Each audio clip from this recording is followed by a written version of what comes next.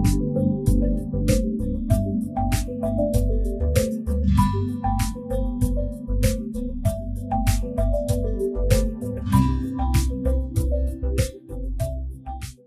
দর্শক, ঈদ মুবারক। সবাইকে স্বাগত জানাচ্ছি প্রমিসেস জানতে চাইয়ের আজকের পর্বে।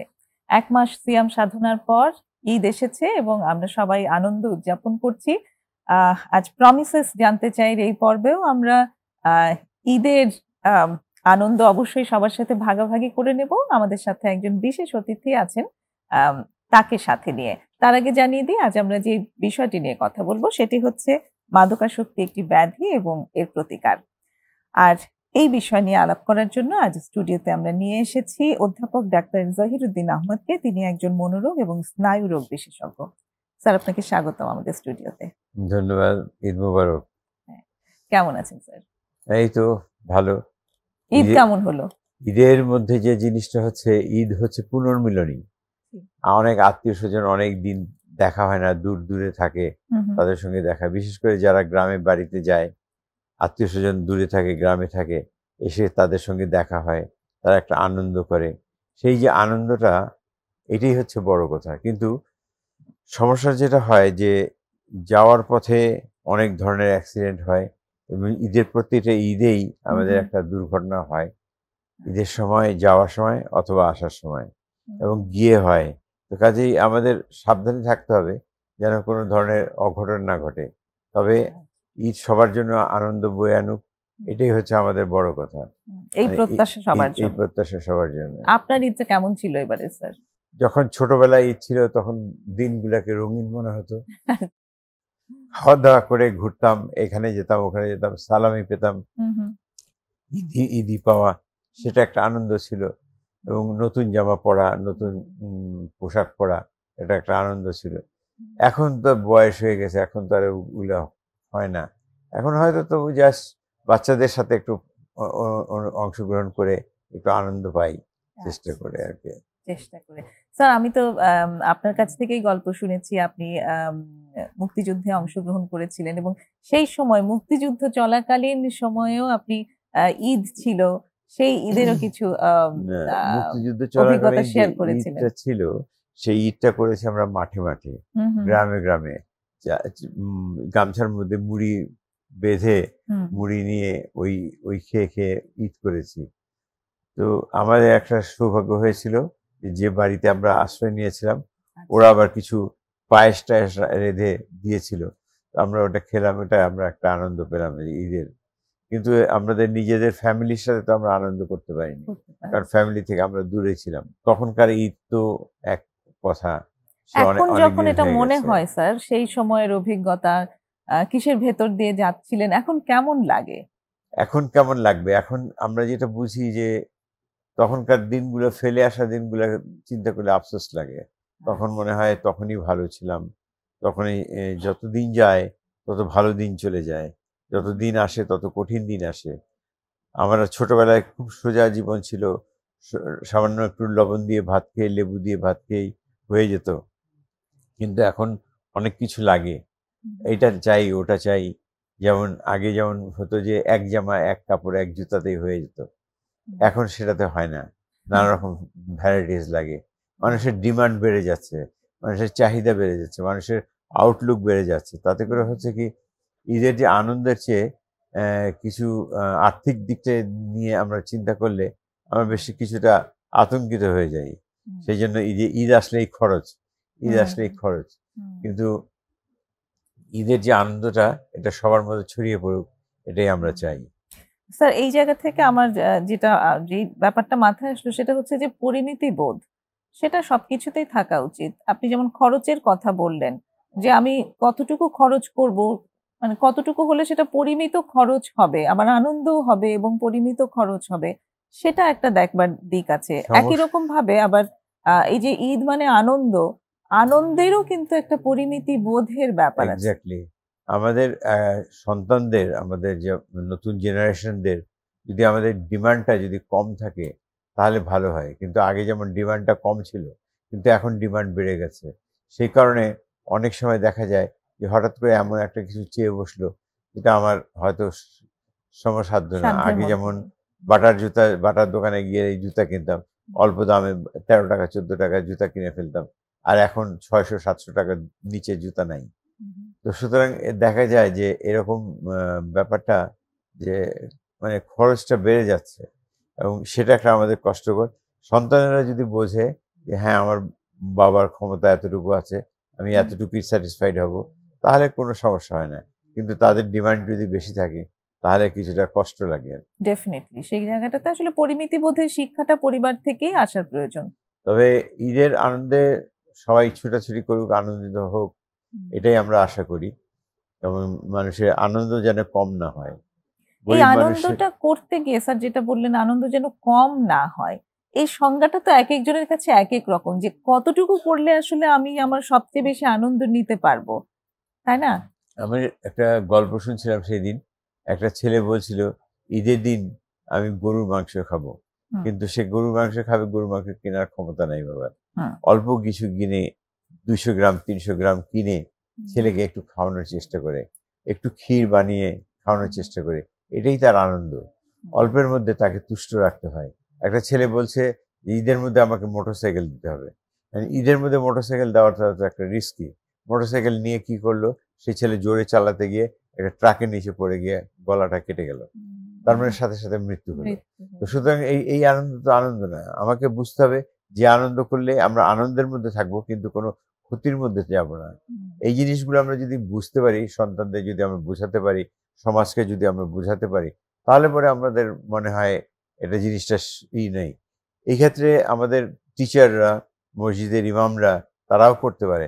তারা কিছু বলতে পারে যে আপনি ঈদের মধ্যে এইরকম করবেন না, অতিরিক্ত খরচ করবেন না, অতিরিক্ত করবেন না, কোনো উল্টাপাল্টা করবেন না।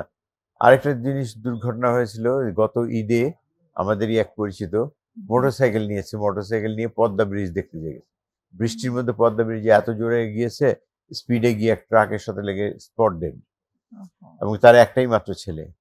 খুব দুঃখজনক ব্যাপার। তো এই যে ঘটনাটা ঘটলো, এই জিনিসগুলো যেন না হয়। তারপরে আরেকটা জিনিস দেখা যায় যে ঈদের মধ্যে অনেকে আবার বলে যে আমরা আজকে একটু সিগারেট খাবো, বা আজকে একটু গাঁজা খাবো, বা আজকে একটু নেশা করবো। মানে নেশার জিনিস ব্যবহার করা। এই জিনিসগুলো তো খুব খারাপ। অনেকে বলে যে ঠিক আছে, আজকে যখন ঈদ আছে, চল আজকে আমরা বিয়ার খাই। কয়েকজনে গেলে বিয়ার খেলো, মদ খেলো, হঠাৎ করে নিজেদের মধ্যে মাতলামি শুরু হয়ে গেল, গোলমাল মারামারি শুরু হয়ে গেল।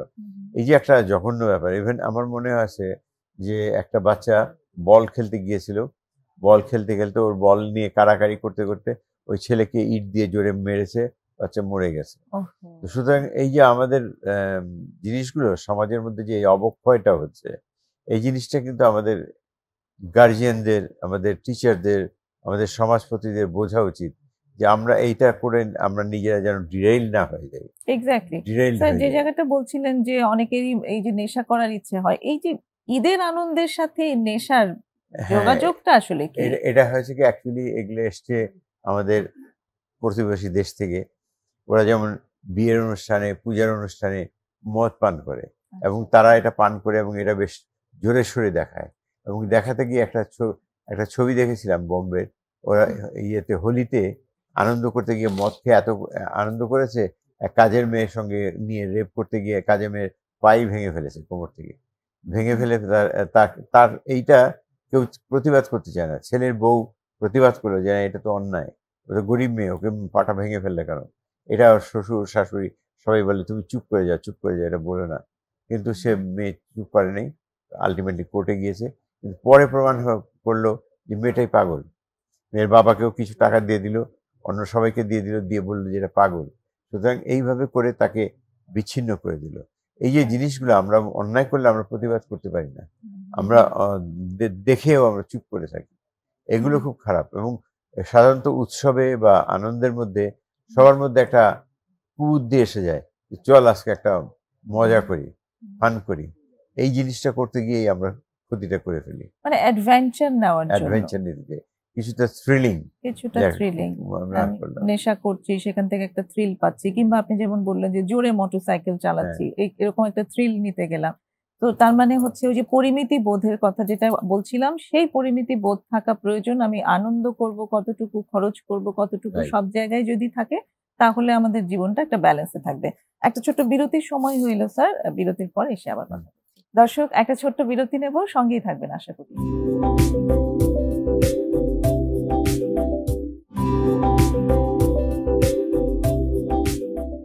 ছোট্ট বিরতি নিয়ে ফিরে এসেছি প্রমিসেস জানতে চাই।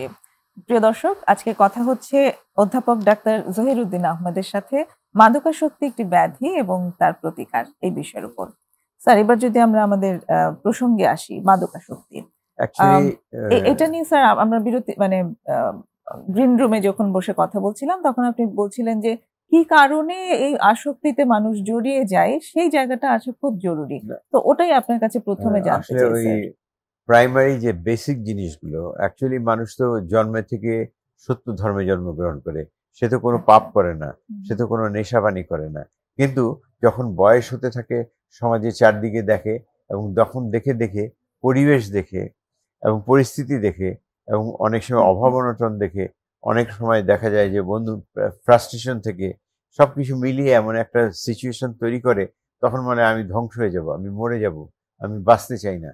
তখন তারা একটা ডিস্ট্রাকটিভ জিনিসটা করে, যেমন এই নেশাটা করে। নেশাটা অনেক সময় হয় কি, আবার নর্মাল লাইফেও চলে আসে। যেমন একজন লোক হাসপাতালে গেল, তার পায়ে ব্যথা, অ্যাক্সিডেন্ট হয়েছে, তাকে বেদনানাশক ওষুধ দিতে হলো, ইঞ্জেকশন। আচ্ছা। ইঞ্জেকশন আমরা আমরা অনেক সময় হালকা রোলাক দেই, রোলাকে কাজ হয় না, তারপর আমরা পেথিডিন দেই বা মরফিন দেই। অনেক সময় দেখা গেলো প্যাথিডিন দেওয়াতে সে বেশ মজা পেল, তখন বলে স্যার ওই ইঞ্জেকশনটাই দেন। তো তারপরে দেখা যায় ওইটি নিচ্ছে, এবং ওইটার জন্যই সে বারবার চায়। তো তখন আমরা যখন আর বললাম না, এর বেশি দেওয়া যাবে না, এটার পরে একটা আপনার অ্যাডিকশন হয়ে যাবে, সুতরাং আর নেওয়া যাবে। সে করলো কি, যখন চলে গেল হাসপাতাল থেকে, সে গিয়ে আবার নিজে কিনে আনলো, কিনে নেওয়া শুরু করলো। এই যে হ্যাবিটটা হয়ে গেল, তার মানে আমরা একটা ভালো করতে গেলাম, সেখান থেকে খারাপ জিনিস বেরোলো। অনেক সময় দেখা যায় যে যারা পরিবেশে, সংসারে অভাবে অনটনে থাকতে, তারা এরকম হয়। আর একটা জিনিস আছে যে পরিবেশে, আশপাশে বন্ধু বান্ধব, পরিবেশ যারা, তারা যদি নেশাপানি করে, তারা যদি হইচই করে, তারা নানা রকম আড্ডা ফাড্ডা করে, নোংরা কথা বলে, কিছু কিছু ছেলে তারা আকৃষ্ট হয়ে যায়। তারাও মনে করে আমরাও করি না কেন, ওরা যখন করতেছে আমরা করতে অসুবিধা কি। তখন এইভাবে যখন চলে যায়, তখনই তারা জড়িয়ে পড়ে। এবং আমার দেখা মতো কয়েক ছেলে, তারা বাড়িতে থাকে, তারা বন্ধু বান্ধবরা ফোন করে যে দোস্ত পার্টি রেডি করে ফেলছি, চলে আয়। তখন তার মানে এটা ফোনের মাধ্যমে যোগাযোগ হয়, এবং তাদের সঙ্গে আহ, এই যে যোগাযোগটা, এটাই নষ্টের কারণ। এবং সবসময় দেখা যায় যে একজন আরেকজনকে ক্ষতি করে। আমি আমি আমি নেশা করলাম, সিগারেট খেলাম, একজনকে বললাম তুই খেয়ে দেখ, বা একটা গাঁজা নিলাম, গাঁজা টেনে বললাম যে গাঁজাটা টেনে দেখ কেমন লাগে। একজন মদ খেয়ে বললো যে খেয়ে দেখলাম কি কেমন লাগে। এই যে মানুষকে উৎসাহিত করা, পিয়ার প্রেশার যেটাকে বলি, বন্ধু বান্ধবের প্রেশারে, এইটাতে করে অনেকে চলে যায়। এই জিনিস জন্য আমাদের বোঝা উচিত আমরা কার সাথে মিশছি, কোথায় যাচ্ছি, কি কি কারণে করছি, কি টপিকস নিয়ে কথা বলছি, সেইটা আমাদের উম, বিশেষ করে জানা দরকার। কারণ আমরা যদি দেখি যে ছেলেপেলেরা আলোচনা করছে একটা নোংরা টপিকস নিয়ে, তখন আমরা তাকে ওখানে সাবধান করব যে না, এটা you should not talk that. তুমি এইটা নিয়ে তোমরা পড়াশোনার আলাপ করো, গল্প গুজব করো, অন্য কিছু করো, কিন্তু তোমরা নোংরা আলাপ করতে পারবে না। তখন থেকে আমাদের রেস্ট্রিক্টেড হতে হবে। আমরা যদি রেস্ট্রিক্ট না হই, বিশেষ করে প্যারেন্টসরা, টিচাররা যদি রেস্ট্রিক্টেড না হয়, তাহলে ধ্বংস হয়ে যাবে। তার আমার মানে কাছে আপনি বলছেন এখানে পরিবারের একটা বড় একটা বড় ভূমিকা আছে, ফ্যাক্টর, শিক্ষা প্রতিষ্ঠানেরও একটা একটা বড় বড়। ভূমিকা আছে। আমার মনে আছে আমি একবার তখন আমি হোলি ফ্যামিলিতে ছিলাম, এক মহিলা এসে বললো ওর ছেলেকে আদর করে একটা কম্পিউটার কিনে দিয়েছে। সে কম্পিউটার কিনে কম্পিউটার দিয়ে সারাক্ষণ ব্লু ফিল্ম দেখে, এবং ব্লু ফিল্ম দিয়ে ওগুলো প্রিন্ট করে সেগুলো ঘরের মধ্যে টাঙিয়ে রেখেছে। ওর ঘরে গেলে দেখা যায় সব নগ্ন ছবি দিয়ে ভরে ফেলেছে। তখন আমি বললাম ছেলে কোন ক্লাসে পড়ে? বলে ক্লাস 9-এ। আমি বললাম যে আপনার ক্লাস 9-এর ছেলেকে এটা দিয়েছেন কেন? বলে ছেলে চাইলেও তাই দিলাম। ওকে দিলেন, কিন্তু এটা যে ভালো দিকটা আছে, মন্দ দিকটা আছে, এই জিনিসটা তো আপনাকে বিচার করতে হবে। কাজে সে মন্দ দিকে চলে গেছে, কিন্তু এটা ভালো দিক আছে, এটা দিয়ে জ্ঞান অর্জন করা যায়, সারা পৃথিবীর জ্ঞান অর্জন করা যায়, চাঁদের অর্জন করা যায়, গ্রহর খবর নেওয়া যায়, এবং বিভিন্ন রকম নক্ষত্র, গ্রহ নক্ষত্রের খবর পাওয়া যায়। এগুলো দিয়ে কত কিছু জানা যায়। জিওগ্রাফি দিয়ে আমরা, ন্যাশনাল জিওগ্রাফি দিয়ে আমরা অনেক কিছু জানতে পারি, কিন্তু আমরা সেগুলো না জেনে আমরা খারাপের দিকে চলে গেলাম। তখনই আমাদের বাবা মাকে অ্যালার্ট হতে হবে যে না, আমার ছেলে পেলে যেন খারাপের দিকে না যায়। আমি দিলাম জিনিসটা, কিন্তু জিনিসটা যেন খারাপ না হয়, সেই জন্য আমাদের দেখা হচ্ছে। এই জন্য যারা নেশা একবার চলে যায়, মাদকাসক্ত হয়ে যায়, তখন তারা এটা ছাড়তে পারে না। তখন একবার জড়িয়ে গেলে ওটা আর ছাড়তে পারে না। ওইটার জন্য সে তখন হিংস্র হয়ে যায়, তখন টাকা পয়সা ডিমান্ড করে, জিনিসপত্র ভাঙচুর করে, বাবা মাকে মারধর করে, এবং জিনিস, গলার চেইন টেইন চুরি করে নিয়ে যায়, বিক্রি করে এগুলা নেশা করে। তো সুতরাং যখন দেখা যায় যে বিগিনিং শুরু হচ্ছে, তখন থেকে আমাদের যদি সাবধান না হই, শেষ হয়ে গেলে কিন্তু পরে আর হবে না। এক্স্যাক্টলি। তো এই জায়গাটা বুঝতেই তো আসলে অভিভাবকদের অনেকটা সময় লেগে যায়। অভিভাবকরা যদি চোখ কান খোলা রাখে তাহলে বুঝতে পারবে। কারণ আমরা আমরা আমরা কতগুলো সাইন বলে দেই, যে কি যেমন সাইন এন্ড সিম্পটম আছে? যেমন আমরা বলি, যেমন ছেলে সারা রাত জাগে, আচ্ছা, সারাদিন ঘুমায়, এটা একটা ব্যাড সাইন। হ্যাঁ, রাত হচ্ছে ঘুমানোর, দিন হচ্ছে জাগার, কাজ করার। সে দিনের বেলা সারাদিন পড়ে পড়ে ঘুমায় আর সারা রাত জাগে।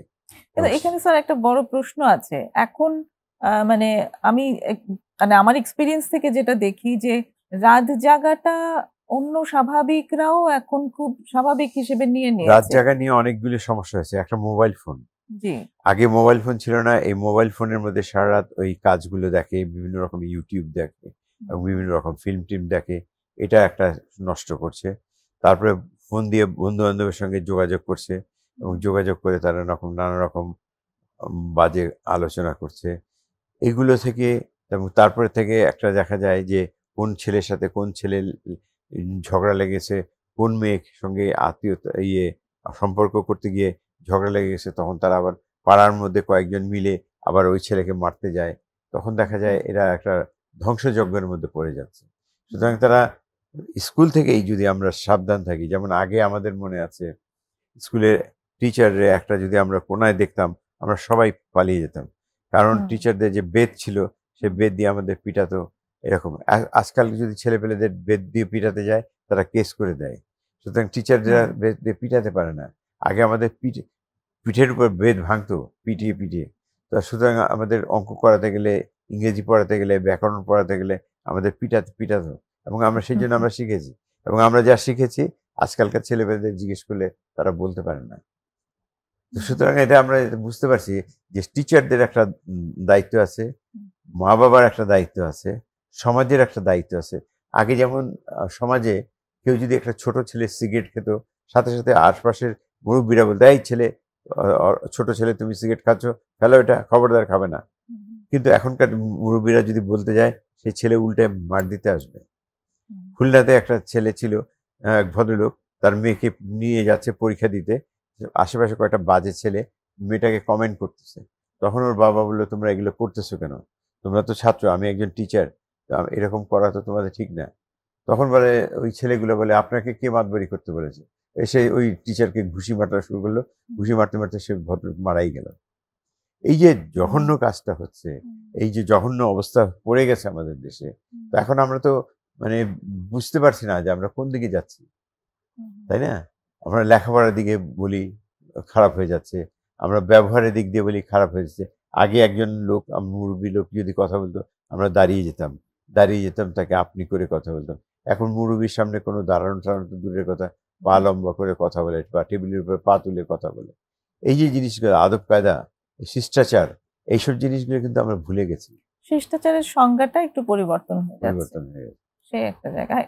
এগুলো খুবই আসলে হতাশাজনক, এবং তার সঙ্গে খুবই হতাশাজনক হচ্ছে যে মাদকাসক্তির প্রাদুর্ভাব, সেটাও ভীষণভাবে মাদকাসক্তি যারা নেয় তারাই বেশি এরকম উদ্ধত হয়ে যায়। কারণ মাদকাসক্তি নিলে হয় কি, ওই যে সিভিক সেন্সটা সেটা থাকে না, তখন তারা উদ্ধত হয়ে যায়, তারা হিংস্র হয়ে যায়। তখন তারা বলে যে কি করবি, কোনো কথাতেই বলে কি করবি। তো সুতরাং যদি বড় ভাই যদি মানা করে, বাবা যদি মানা করে, তারাও উঠে বলে কি করবে। তো সুতরাং এই যে জিনিসগুলো হয়ে গেছে, এগুলো তো খুব খারাপ। আমাদের আবার এই রিভাইভ করতে হবে, আবার আমাদের কালচারকে ফেরতে আনতে হবে, যে না, আমরা মুরব্বীকে শ্রদ্ধা করব, আমরা আদব কায়দা শিখবো, আমরা নিয়ম মাফিক চলবো, এবং সব কিছু চলবো। এটা যদি আমরা করি আমাদের সমাজ সুন্দর চলবে। আগে আমাদের সমাজ সুন্দর ছিল না, খুবই ছিল, কোনো মারামারি হানাহানি ছিল না। এখন প্রতিদিনই শুনি এইখানে এই পাড়ায় মারামারি হয়েছে, ওই পাড়ায় মারামারি হয়েছে, এখানে আগুন লেগেছে, এখানে এটা হয়েছে, হুম, একটা ধ্বংসযজ্ঞ চলছে। হ্যাঁ। স্যার, আরেকটা বিরতির সময় হয়ে এলো। আমরা একটু মাদকাসক্তির চিকিৎসার জায়গাটা নিয়ে শুনবো বিরতির পরে। প্রিয় দর্শক, সঙ্গেই থাকুন। আরেকটা ছোট্ট বিরতি নিয়ে এখনই ফিরছি।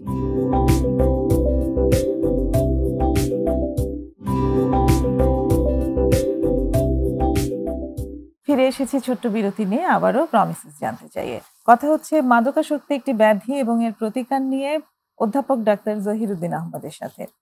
স্যার, আপনি কিছু সিমটমের কথা বলছিলেন যে এইসব সিমটম গুলো দেখলে বোঝা যায় যে সে অভিভাবকদের জন্য, নেশা করছে। হ্যাঁ, মানে ওটা একটা সিগন্যাল যে তাদের সন্তানকে নিয়ে কনসার্ন হওয়ার প্রয়োজন আছে, নিশ্চয়ই হয়তো নেশা করছে বা কিছু একটা, তো তাকে চিকিৎসায় তারপরে নিয়ে আমরা আসা কিছু প্রয়োজন। টেস্ট করতে পারি, ব্লাড টেস্ট করতে পারি, ইউরিন টেস্ট করতে পারি, তখন আচ্ছা। করে দেখতে পারি তার ইউরিনে ড্রাগ আছে কিনা।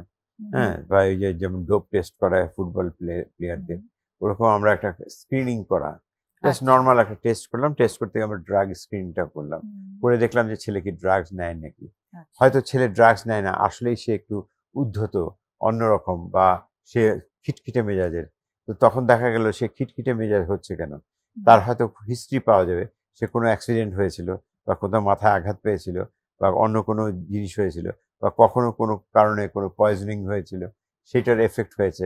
যেমন টিটেনাস হলে পরে যেমন তার পরবর্তী তার এফেক্ট থেকে যায়, এবং এরকম প্রত্যেকটা জিনিসে ক্লস্ট্রিডিয়াম ইনফেকশন হলে তার একটা এফেক্ট থেকে যায়। সুতরাং আমরা যে চিন্তা করতে পারি যে এটা কি জন্য হচ্ছে। যদি ড্রাগস হয় আমরা ড্রাগসের ট্রিটমেন্ট করব। এখন ড্রাগসের ট্রিটমেন্ট অনেকভাবে হয়। হুম। একে তো একটা হয় ভর্তি করে মাধ্যমে তাকে আমরা ডাক্তার দিয়ে, নার্স দিয়ে আমরা চিকিৎসা করতে পারি। আরেকটা হয় বাড়িতে রেখে।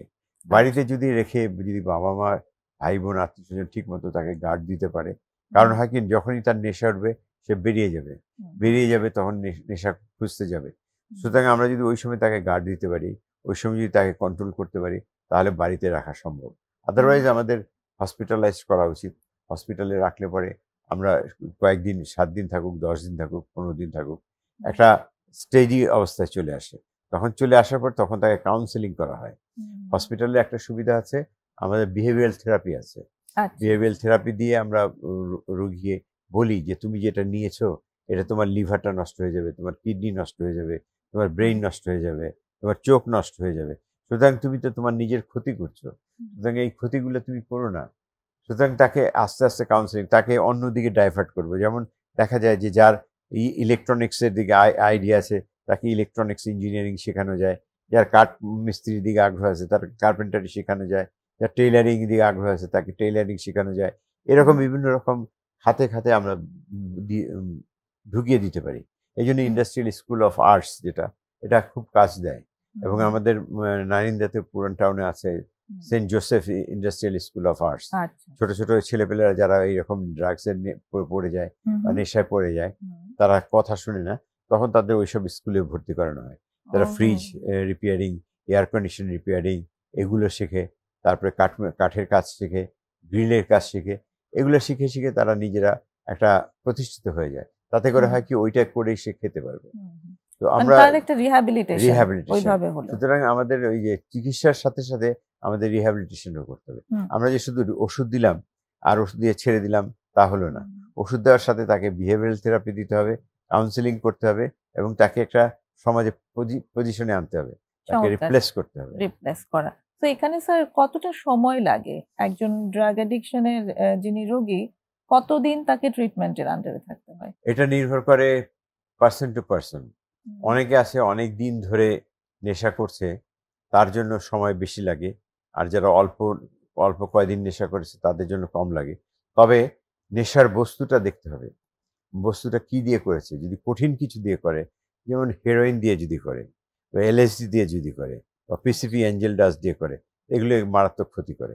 এগুলো এমন অবস্থা হয়ে যায় যে এগুলো তখন মনে হয়, ডাকলে পরে মনে হয় কেউ চোখে আলো ফিরছে, আলো দিচ্ছে, হাতে এরকম করে রাখে। তারপরে কেউ যদি আলো দেয় তখন মনে হয় কথা বলছে, এই আমাকে গালাগালি করতেছিস কেন, এই ধরনের কথা বলবে। তো তার মানে তার উল্টা রিয়াকশন হচ্ছে। সুতরাং যদি এটা অল্প ডোজ থাকে, যেমন হ্যাশিসটা, গাঁজাটা যদি অল্প পরিমাণে খায় তাহলে হয়তো অত ক্ষতি হয় না, কিন্তু যদি বেশি পরিমাণে খায় তার লিভার লাংস বন্ধ হয়ে গিয়ে মরে যেতে পারে। সুতরাং এখন কথা হচ্ছে ওই যারা ওই গাঁজা খায়, গাঁজার সাথে আবার ওরা মিষ্টি টিষ্টি জাতীয় কিছু খায়, এটা খেলে নেশাটা আরো গভীর হয়ে যায়। তখন দেখা যায় যে আমি দেখেছি একটা ছেলেকে মেডিকেল কলেজেই, ও তখন গাঁজা খেয়েছিল এবং জিলাপি খেয়েছিল 1 কেজি। তারপরে তা এমন হয়েছে সে ফ্ল্যাট হয়ে পড়ে হাঁটতে পারছিল না, কথা বলতে পারছিল না, তাকে ফ্ল্যাট হয়ে পড়ে গিয়ে তাকে স্টোমাক ওয়াশ দিয়ে তারপরে আমরা ইমার্জেন্সি নিয়ে তাকে ভালো করলাম। তো এই জন্য আমরা যাই করি না কেন আমাদের থাকতে হবে সাবধান যে আমরা যেন নেশার মধ্যে না যাওয়াই।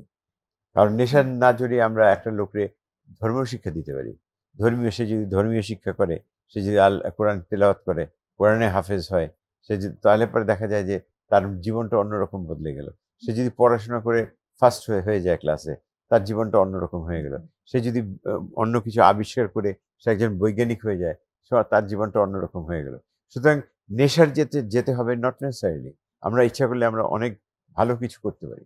আমরা জীবনে ডেফিনেটলি সেটা তো আমরা ভীষণভাবেই করতে পারি, কিন্তু তার মধ্যে থেকেও অনেক মানুষ নেশার দিকে চলে যায়, এবং এটাও হয় যে নেশার জন্য তিনি চিকিৎসা নিচ্ছেন কোনো একটা ভালো সেন্টারে, এবং তারপর তিনি হয়তো বেশ কিছুদিন সুস্থও থাকলেন, কিন্তু রিল্যাপস করলো, আবার তিনি নেশার দিকে চলে গেলেন। যে যখন হসপিটাল থেকে ছেড়ে দিল, আবার সেই পরিবেশে গেল, আবার সেই বন্ধু বান্ধবরা পেল, আবার তাদের সাথে বসে আবার খাওয়া শুরু করলো। কারণ হসপিটালে যতক্ষণ থাকলো ততক্ষণ তো তার যে কাউন্সিলর আছে, তার ডক্টর আছে, সবাই তাকে সেই আলোর পথগুলো ডেফিনেটলি দেখালো, কিন্তু সেগুলো দেখতে দেখতেও কিন্তু একসময় তিনি রিল্যাপসে চলে যান। আমি অনেক পেশেন্টকে আমি গিটার বাজানো শিখিয়েছি, তাদেরকে গান গাওয়া শিখিয়েছি, হারমোনিয়াম দিয়ে বসে গান শিখিয়েছি, তারা পড়েছে, তারা কোরআন শরীফ পড়েছে, খতম করেছে, সবকিছু করেছে। কিন্তু যখন তারা হাসপাতাল থেকে চলে যায়, তখন ওই পরিবেশে যখন আবার যায়, তখন দেখা যায় যে সেই জড়িয়ে গেছে। তো সেই জায়গাটাতে অ্যাকচুয়ালি মানে ডিউরেশনের জায়গাটা নিয়ে কতদিন, কত লম্বা সময় নিতে হয়? বলছিলাম যে আমরা অনেক সময় 3 মাস 6 মাস এরকম একটা লম্বা সময় নিই। তবে সাধারণত দেখা যায় যে মানুষের যে শরীরের যে অ্যাডিকশনটা কাটতে অন্তত 3 সপ্তাহ লাগে। 3 সপ্তাহ তার মিনিমাম 3 সপ্তাহ ট্রিটমেন্ট করার পরে আস্তে আস্তে তার জ্ঞান বুদ্ধি আসতে থাকে, ইনসাইট আসতে থাকে, তখন সে বুঝতে পারে যে সে কি ভুল করেছিল। তখন যদি সে তওবা করে এবং নিজে যদি শিক্ষা নেয় যে হ্যাঁ আমি আর এগুলো করব না, তাহলে ভালো, তার জন্য মানে আমরা কি বলবো, ব্লেসিংস। আর কিন্তু সে যদি আবার সেই নোংরা জায়গায় পরিবেশে চলে যায়, তাহলে আবার সেই জিনিস। তো সুতরাং আমরা ট্রিটমেন্ট করতে পারি অনেকভাবে, যেমন একটা ইনজেকশন দিয়ে করতে পারি, লং অ্যাক্টিং, আমরা শর্ট অ্যাক্টিং ইনজেকশন দিতে পারি, আমরা ওরাল ট্যাবলেট দিতে পারি, ওরাল সিরাপ দিতে পারি, এবং খাওয়ার সাথে সাথে অনেকে আছে যে ওষুধ রেগুলার খেতে চায় না, তখন তাদের জন্য আমরা ইনজেকশনের ব্যবস্থা করে দিই, যে 15 দিন পর পর একটা ইনজেকশন নিয়ে যাবেন, এই ইনজেকশন নিয়ে ভালো থাকবেন, তাতে সোশ্যাল স্টিগমাটা থাকে। লোকালি যারা জানতে পারে না যে তারা নেশা করে, তাদের এসে একটা আস্তে ইনজেকশন নিয়ে নিল। ইভেন ম্যারিড লাইফেও ওয়াইফ যদি জিজ্ঞেস করে তুমি কিসের ওষুধ খাও, তখন তারা বলতে পারে আমি সপ্তাহে একটা ইনজেকশন নেই, ব্যথার ইনজেকশন বা মাথা ব্যথার ইনজেকশন, এটা বলে সে মোটামুটি কভার করতে পারে। কিন্তু সে যদি ঘন ঘন নেশা করে, তাহলে তো তার বিয়ে টিকবে না, ভেঙে যাবে, তাই না? হ্যাঁ, সেটা তো আসলে অবস্থা মানে এক একজনের ক্ষেত্রে এক এক রকম। এরকম অনেক স্টোরি আছে, আমরা পেয়েছি যে অনেক বছর একজন মানুষ নেশা করছেন, তার সঙ্গী তার সাথে এখনো আছেন, আবার অনেকেরই সঙ্গী থাকছেন না। আসলে কারণটা হয়েছে কি, আমাদের দেশে এই মুহূর্তে ধৈর্য এবং সহ্যটা কমে গেছে। আগে যেমন একটা ম্যারিড লাইফ 40 বছর 50 বছর কেটে যেত, কোনো সমস্যা নাই, কিন্তু আজকাল 6 মাস 7 মাস কাটলেই দেখা যায় ঝগড়া লেগে গেছে, বা 2-4 বছর গেলে পরে আর টিকতে পারে না। তো এই যে ধৈর্যটা, তাদের মধ্যে যে সহনশীলতা, মায়া মমতা বোধটা কমে গেছে, এবং এই জিনিসগুলোকে বাড়াতে হবে। সেটা শুধু চিকিৎসা করলেই হবে না, এই জিনিসগুলো তাকে বোঝাতে হবে। স্যার, আরেকটা বিরতির সময় হইল, বিরতির পর আবার ফিরে আসছি। প্রিয় দর্শক, আরেকটা বিরতি নেব, আশা করি সঙ্গেই থাকবেন।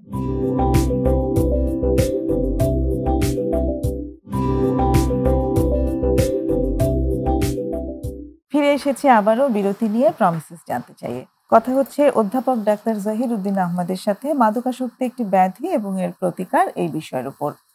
স্যার, এই যে মাদকাসক্তির ব্যাধি, এই প্রতিকারে আপনি বলেছেন যে প্রত্যেকটা স্টেক হোল্ডারকে আসলে এগিয়ে আসতে হবে, পরিবারকে আগাতে হবে, শিক্ষা প্রতিষ্ঠানকে আগাতে হবে, সমাজকে আগাতে হবে এবং অবশ্যই সরকারকেও এখানে এখানে ভূমিকা সরকারেরও রাখতে হবে। ব্যবস্থা এই দরকার। সরকারের একটা ভূমিকা সম্পর্কে যদি একটু জানতে সরকারের পারি। ভূমিকা যেমন সরকার ইচ্ছে করে এরকম মাদকাসক্তি ক্লিনিক কিছু করতে পারে, একটা এরকম হাসপাতাল করতে পারে, প্রতিটি হসপিটালের সাথে একটা মেন্টাল ওয়ার্ড করতে পারে, যে ওয়ার্ডটা আচ্ছা। ওই সাইকিয়াট্রিক পেশেন্টের জন্য, ড্রাগ এডিক্টের জন্য।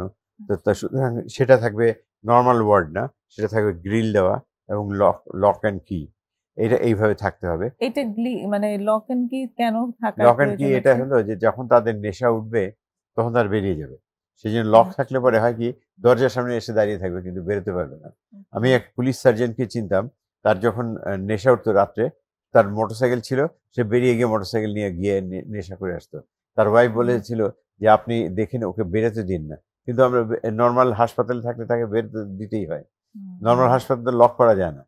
সেই জন্য একটা সাইকিয়াট্রিক ইউনিট যদি আমরা থাকি প্রত্যেকটা জেনারেল হাসপাতালের সাথে, সেখানে আমরা লক অ্যান্ড কি ব্যবস্থা করতে পারি। তো এই জায়গাটা নিয়ে স্যার অনেক রোগীর খুব একটা অতৃপ্তি থাকে যে আমাদেরকে আর বন্ধ থাকতে হয় এবং চিকিৎসা নিতে যাওয়ার ব্যাপারে খুব রেজিস্ট্যান্স তাদের ভিতর ওদেরকে কাজ কিছুটা করে। কাউন্সিলিং করতে হবে যে তোমরা যখন চিকিৎসা নিচ্ছ, তোমরা এখন আপাতত এখানে থাকবে, এখানে যদি থাকো এটা হোস্টেলের মতো, তোমার এটা মেডিকেল মনে করে এটা হোস্টেল, তুমি কিছুদিনের জন্য বেড়াতে এসছো, এখানে থাকো, চিকিৎসা নাও, চিকিৎসা নেওয়ার পর তুমি সুস্থ হয়ে বাড়িতে যাও।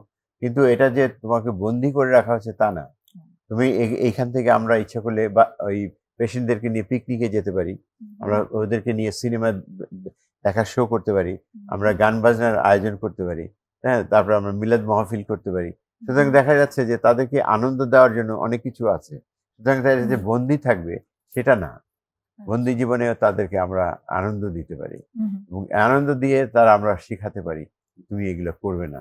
তার মানে কি তাহলে স্যার যে ধরনের ইনফ্রাস্ট্রাকচার দরকার, মানে তাহলে তো সে যেহেতু বন্দি থাকছে তার জন্য তো অতটা সুব্যবস্থা সহ একটা কাঠামোর দরকার না, আছে। ওটা আমরা যে সেরকম করতে হবে যে মেন্টাল ওয়ার্ড, যেটা মেন্টাল ওয়ার্ড মানে জেলখানা না, মেন্টাল ওয়ার্ড মানে ইটস এ ওয়ার্ড যেখানে ফুল গাছ থাকবে, বাগান থাকবে, হ্যাঁ, গান বাজনা থাকবে, আনন্দ থাকবে, চায়ের ব্যবস্থা থাকবে, খাওয়া দাওয়া করবে, চলবে ফিরবে, তারা একটা প্রচ্ছন্ন একটা এই হবে, এটাকে বলা যে রিকালেকশন সেন্টার বা রিহ্যাব সেন্টার, এইরকম আমরা একটা করতে পারি। যেটা কিন্তু পাবনা মানসিক হসপিটাল, যেটা সেখানে বেশ মানে কিছুটা ব্যবস্থা আছে, আমি যেভাবে ভিজিট না, করেছি কারণ আমার হয়েছে কি যতটুকু ওটা মনে আছে। সরকারি হাসপাতাল, তো ওটাতে আছে, কিন্তু প্রাইভেট হসপিটাল গুলোতে ওরকম আবার সব জায়গায় নাই।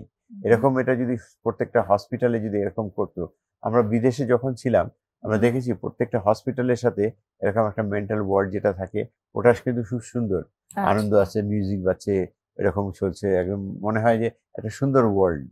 হ্যাঁ, তো কাজে ওখানে তারা ভালো আছে, ওখানে গিয়ে তারা অনেক অনেক ভালো থাকে, গান শুনছে, কথা বলছে, ছেলে মেয়েরা কথা বলছে, গল্প করছে, অনেক অনেক সুন্দর জীবন তাদের।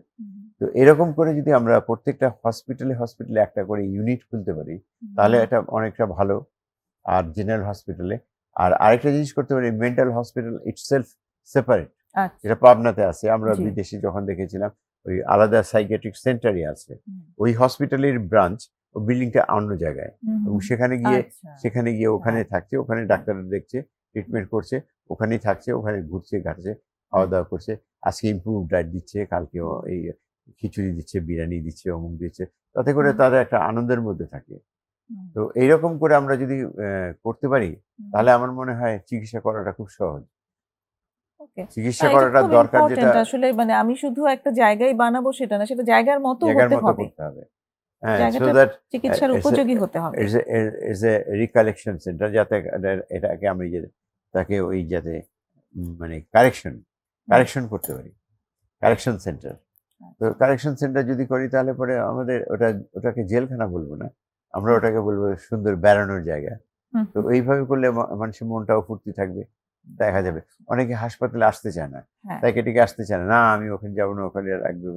তাদেরকে যদি বোঝানো যায় যে এটা একটা আনন্দের জায়গা, এখানে এসে তোমরা আনন্দ করতে পারবে, গান গাইতে পারবে, ফুর্তি করতে পারবে, গল্প করতে পারবে, তো সুতরাং তোমাদের কোনো অসুবিধা নেই, তাহলে তারা মেনে নেবে। কিন্তু আমাদের যদি আগে থেকে যদি আমরা কাউন্সিলিং না করি, আগে থেকে যদি আমরা অ্যাডভার্টাইজ না করি যে এখানে এখানে এইরকম সুবিধা আছে, এই সুবিধাটা আপনারা পাবেন। অ্যাকচুয়ালি বাংলাদেশের মতো জায়গায় হয়তো এই ধরনের ইনফ্রাস্ট্রাকচার একটা খুব কম আছে, বিলাসিতা, খুব কম আছে। কিন্তু আসলে সেটাই হওয়া না, প্রয়োজন। আসলে এটা বিলাসিতা মনে করে কেন, এটার খরচ আছে অনেক। জি, যে এই যে আপনি যে খাবারের ব্যবস্থা করছেন, এই যে খেলার ব্যবস্থা করছেন, সবকিছু এই জন্য অনেক খরচ আছে। কিন্তু আমাদের দেশের লোকেরা খরচ করতে চায় না, তারা বলে না এখানে অনেক খরচ। হ্যাঁ, যেমন হাসপাতালের ডক্টর, আমাদের বিদেশে আমরা যখন সাইকিয়াট্রিক কাউন্সিলিং করতাম, কথা বলতাম, আমরা সুইচ টিপে টাইম দেখে আমরা বিল করতাম। এখানে যদি আমরা ওইরকম বিল করি আমাদেরকে গলা কেটে ফেলবে, আমাকে বলবে যে এমনি 200 টাকা 500 টাকা দিচ্ছি, এইটাই তো বেশি। হ্যাঁ, তো সুতরাং আমাদের দেশে এটা কালচারটা হয়নি। এই কালচারটা করার জন্য আমাদের কালচারাল রেগুলেশন দরকার, আমাদের টিচারদের দরকার, আরো আমাদেরকে অ্যাওয়ারনেস দরকার। অ্যাওয়ারনেস দরকার, সেখানটাতে একটা মানে রাষ্ট্রীয় একটা বড় উদ্যোগের প্রয়োজন আছে, আরো বেশি অ্যাওয়ারনেস আরো ক্রিয়েট বেশি করার করার জন্য। আমি বরঞ্চ ইন্ডিয়াতে দেখেছি, ইন্ডিয়াতে ওদের এই অ্যাওয়ারনেসটা অনেক বেশি আছে, কিন্তু আমাদের দেশে সেটা নাই। আমরা আমেরিকাতে দেখেছি যে 5th গ্রেড পড়া ছেলেপেলে তারা সাইকিয়াট্রি সম্বন্ধে যা জানে, আমাদের দেশে কোনো ডক্টরেটও তা জানে না। অর্থাৎ তারা ওরিয়েন্টেশনটা ভালো আছে, তারা সবাই বুঝতে পারছে যে এটা এই প্রয়োজন, this is hypochondriac, this is schizophrenic, this is bipolar, ওরা সব বুঝে ফেলে। সুতরাং এরা বুঝে ফেলে কারণ যেহেতু তাদের মধ্যে চর্চা হয়, আমাদের দেশে চর্চার অভাব। এবং মানসিক রোগগুলো নিয়ে কথা বলার জায়গাটাতেও তো খুব একটা কথা বলতে স্টিগমা গেলে আছে। কথা বলতে গেলে মনে করে এটা খারাপ জিনিস।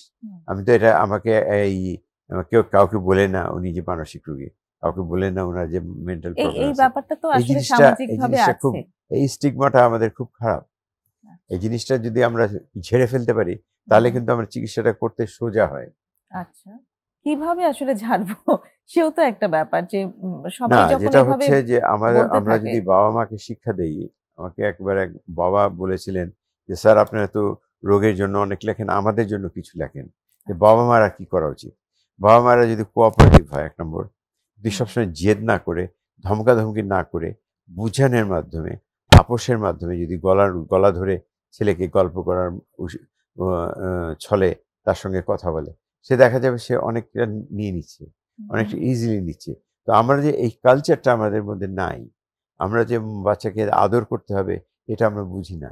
আমাদের বাচ্চাকে দেখলেই ধমক মারে, ইভেন মসজিদেও যদি বাচ্চারা যায় ধমক মারে, এই বাচ্চারা পিছনে যাও পিছনে যাও, কিন্তু এটা খুব অন্যায়। আর আসলে বাচ্চাদেরকে অ্যালাউ করা উচিত মসজিদে, যে তোমরা যাও, আগে যাও, তাহলে তারাই উৎসাহ পাবে। এরকম স্কুলের ব্যাপারেও, সবকিছু ব্যাপারেও বাচ্চারা যদি কোনো প্রশ্ন করে তখন বলে এই বেয়াদব এত প্রশ্ন করো কেন, কিন্তু এটা তো ঠিক না। প্রশ্ন করা তো তার ভালো, তার জানার ইচ্ছা, আমি কি জানতে চাই, যা জানতে চাই আমি বলে দিই, আমি ধৈর্য ধরে বলি, তাহলে পরে সে ছেলেটা শিখবে। আমি যদি তাকে শিক্ষা নিয়ে না চাই তাহলে পরে এটা বাবা মায়ের দোষ, বাবা মায়ের জন্য এটা প্রবলেম হচ্ছে। মানে একটা সময় ছিল আসলে যে শাসনের মাধ্যমে করা, সন্তানদেরকে লালন পালন করা, সেই জায়গাটা ছিল, এখন তো আসলে বিষয়টা সেটা এখন উঠে গেছে এবং বোঝা যায় যে শাসন করলে বিগড়ে যায়।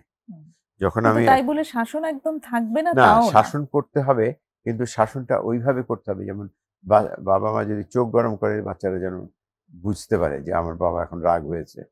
হ্যাঁ, এই জিনিসগুলো তাতে ইঙ্গিতের মাধ্যমে বোঝানো, ফার্ম প্যারেন্টিং যেটাকে বলে। স্যার অনেক ধন্যবাদ, আমরা চমৎকার আলোচনা আজকে পেলাম। আমরা উৎসব নিয়ে আলাপ করেছি, উৎসবের পরিমিতি বোধ নিয়ে কথা বলেছি, সবটাই সবার পালন করা প্রয়োজন, নেশা থেকে দূরে রাখা প্রয়োজন, এবং সর্বোপরি আমাদের এটা ভালো করে জানা উচিত যে ঈদের উপলক্ষে আনন্দ করতে গিয়া আমরা কিছু নেশাপানি করি, চল আনন্দ করি, এটা খুব অন্যায়। না করে আমরা একত্রে মিলেমিশে একটা পিকনিক করতে পারি, খাওয়া দাওয়া করতে পারি, মিলেমিশে আমাদের যে আগে চড়ুই ভাতি করতো ছোটবেলায়, ওই চড়ুই ভাতির মতো করতে পারতাম, পিকনিক করতে পারতাম, ওই রকম তো আর জিনিস নাই। সেই আমন্ত্রণ রইল আমাদের দর্শকদের জন্য। স্যার অনেক ধন্যবাদ, আজকে আমাদের এখানেই শেষ করতে হবে। প্রিয় দর্শক, শেষ করছি আমাদের আজকের আয়োজন। আশা করি আগামী অনুষ্ঠানে আমাদের সাথে থাকবেন। ততক্ষণ পর্যন্ত ভালো থাকুন। খোদা হাফেজ।